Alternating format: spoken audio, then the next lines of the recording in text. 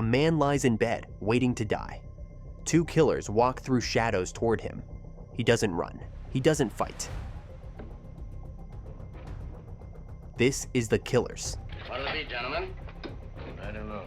The 1946 masterpiece that turned a 33-year-old circus acrobat into Hollywood's biggest star overnight and gave us the only Hemingway adaptation Papa ever loved. What you're about to hear will make you see this classic in a whole new light, because the secrets buried in this film are darker than its shadows. Weed? Hello. Hemingway's gin bottle test. Ernest Hemingway hated what Hollywood did to his work, so when producer Mark Hellinger paid $36,750 for the rights to his short story, Papa wasn't celebrating. Before the film's release, Hellinger sent publicist Al Horwitz all the way to Sun Valley, Idaho with a print. Hemingway walked into that screening with a pint of gin in one coat pocket and a pint of water in the other. His plan? Start drinking if the movie was garbage. 2 hours later, he held up both bottles, still full, grinned, and said, "Didn't need them." He later called it the only good picture ever made of a story of mine. For a man who habitually despised Hollywood, that's the ultimate seal of approval. The 33-year-old overnight star. Burt Lancaster was nobody's first choice. He was 33 years old, a former circus acrobat with one brief Broadway credit. Warner Brothers refused to loan out Wayne Morris. Hellinger tested so many actors, he joked that if someone suggested Greta Garbo, he'd test her too. Lancaster was under contract to Hal Wallace, but hadn't appeared in a single film. After one meeting, Hellinger told him, "I don't know what kind of actor you are, but physically, you're my man. If you make the grade, you'll be a star overnight." Lancaster earned $20,000 for his debut. When The Killers opened at New York's Winter Garden Theater, it shattered box office records on opening day. At the point of drawn guns, they performed the robbery with detailed precision. Two of the bandits proceeded to rifle the company's safe and paymaster's till, with over $10,000 in ticket sales. Lancaster's actual first film, Desert Fury, was still in production. But because The Killers released first, this became his legendary debut. The director who admitted bullying Ava Gardner. Ava Gardner wasn't Hellinger's first choice either. He wanted Audrey Totter for Kitty Collins, but MGM refused to loan her out. Gardner was languishing in bit parts despite being married to Mickey Rooney, one of MGM's biggest stars. Hellinger gambled on her after seeing Whistle Stop, but here's the dark truth. In the climactic breakdown scene, director Robert Siodmak admitted he bullied her into the performance. He would bark at Gardner, threaten her, telling her if she didn't nail the scene, he would hit her. The fragile emotional state you see on screen? That's genuine fear and stress, not just acting. The performance made her a star and won her Look magazine's award for Best Newcomer. But Gardner never forgot Siodmak's methods. That's Golden Age Hollywood's ugly secret. Sometimes the magic was made through terror. Real punches, real blood. The boxing match wasn't Hollywood fake fighting. Lancaster trained for 2 solid months with a professional boxing champion. When they shot the scene, they did it in an actual arena with 2,000 real spectators watching. Lancaster wasn't pulling punches with a stunt double. He was in the ring with a professional boxer, taking real hits. The scene required him to get knocked down twice before the technical knockout. Those grimaces, that exhaustion, that's a former acrobat learning what it feels like to get pummeled by a pro. The sweat and blood aren't corn syrup. It's Lancaster discovering that movies could actually hurt. The music that stole Dragnet's thunder, or did Dragnet steal it? Composer Miklos Rozsa created that ominous 4-note motif, dum-de-dum-dum, that plays whenever the killers appear.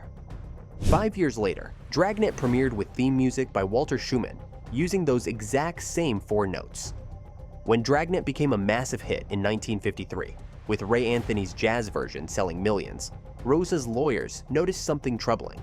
Schumann had been on Universal's payroll in 1946 when The Killers recorded. He'd visited the soundstage during Rozsa's scoring sessions. The lawsuit lasted until 1955, ending in a settlement where both composers would share royalties for the main title theme, forever known as Danger Ahead. The Killers had literally been resurrected as America's most famous police drama theme.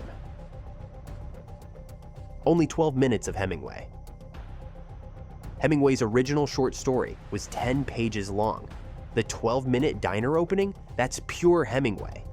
Lifted almost word for word from his 1927 story, the other 91 minutes, completely invented by screenwriters Anthony Vale, John Huston, and Richard Brooks. They built an entire film around explaining why a man would calmly wait for death. Hemingway's story never explained it. That was his famous iceberg theory, leaving things unsaid. Hollywood did the opposite, spelling everything out. And somehow, miraculously, Papa loved it anyway. The producer who knew real gangsters. Mark Hellinger was a Broadway columnist turned producer who brought street-level authenticity to everything he touched. But here's the thing. He'd been actual friends with Al Capone, Lucky Luciano, and Bugsy Siegel. Dutch Schultz left him a white-armored Rolls-Royce in his will. This wasn't research. This was lived experience. The Killers was his first independent production. It made him Hollywood royalty. He followed with Brute Force and The Naked City, 3 noir masterpieces in under 2 years. By 1947, he was forming a production company with Humphrey Bogart. On December 21, 1947, just 16 months after The Killers premiered, Hellinger died of a coronary thrombosis. He was 44 years old. 3 masterpieces, then gone. That's the real noir story. The film that taught Hollywood how to tell stories backward. Before The Killers, flashbacks were straightforward. This film gave us fragmented testimony from multiple witnesses, each revealing another puzzle piece critics immediately called it the Citizen Kane of noir. Orson Welles pioneered the technique, but The Killers weaponized it for crime stories. This structure influenced everything from Reservoir Dogs to The Usual Suspects to Memento. The film proved audiences could handle complexity, that telling a story backward could make it more suspenseful, not less. If you're loving these noir secrets, take a moment to subscribe. We have many more classic film deep dives coming up. Support this channel and help us grow. Every subscription helps us bring you more dark Hollywood history. Uncle Owen's secret noir past. Here's one nobody talks about. The actor who played Nick Adams in the opening, the guy who warns the Swede about the Killers, was Phil Brown. Decades later, George Lucas cast him as Uncle Owen Lars in Star Wars. That's right, Luke Skywalker's uncle started his career in film noir, warning doomed men about hired killers. Brown was blacklisted in the 50s, despite never being a communist, fled to England, and built a whole new career before Lucas found him. The connection between noir and space opera runs deeper than anyone realized. The Folgers Coffee Lady's Hollywood Heartbreak. Virginia Christine played the Swede's girlfriend Lily, the good girl he abandons for Ava Gardner's Kitty. But here's the backstory. Christine actually tested for the role of Kitty Collins first and lost to Gardner. Producer Hellinger felt bad and cast her as Lily instead. 20 years later, Christine became famous as Mrs. Olson in Folgers coffee commercials, a role she played for 21 years. Her hometown of Stanton, Iowa, transformed their water tower into a giant coffee pot. In her honor, the actress who lost the femme fatale role became America's most trusted coffee advisor. She even appeared in the 1964 Killers remake as a blind secretary, coming full circle. A $2,500 life. The entire investigation begins because the Swede left a tiny insurance policy worth $2,500 to a hotel maid. In today's money, that's roughly $38,000. Significant, but microscopic for an insurance company. The film's ending delivers noir's darkest punchline. After all the murders, betrayals, and detective work, the insurance company boss tells investigator Reardon he's only succeeded in preventing premiums from going up 1/10 of a cent. Human lives reduced to actuarial tables. The Swede died for nothing, and even his death barely registers as a statistical blip. That's nihilism in its purest form. The Hitmen who launched 1,000 Imitations. William Conrad and Charles McGraw created the template for every 2-man hit team that followed. Conrad, getting his first screen credit, would later star in Cannon and Jake and the Fat Man. But here, he's pure cold-blooded professionalism, a businessman who deals in death. Their influence echoes through decades. Tarantino's Jules and Vincent in Pulp Fiction are direct descendants. The Coen brothers' Hitmen. Every buddy killer duo in cinema history traces back to this film, when Jules tells Vincent to get into character before a hit. he's literally referencing the killers. Bruce Willis's boxer character in Pulp Fiction was also inspired by the Swede. The boxer murder that inspired Hemingway. Hemingway based his story on a real mob hit. In March 1926, boxer Andre Anderson was gunned down in a Chicago restaurant. Anderson had allegedly double-crossed the wrong people. The details match perfectly.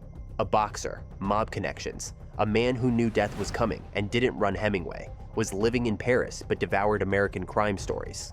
The 20s were drowning in gang violence. Boxers constantly got tangled with organized crime, fixed fights, dirty money, tested loyalties. What Hemingway captured was that masculine resignation. You've crossed a line, there's no going back, so you wait because fate has you cornered. The director who brought German shadows to American streets.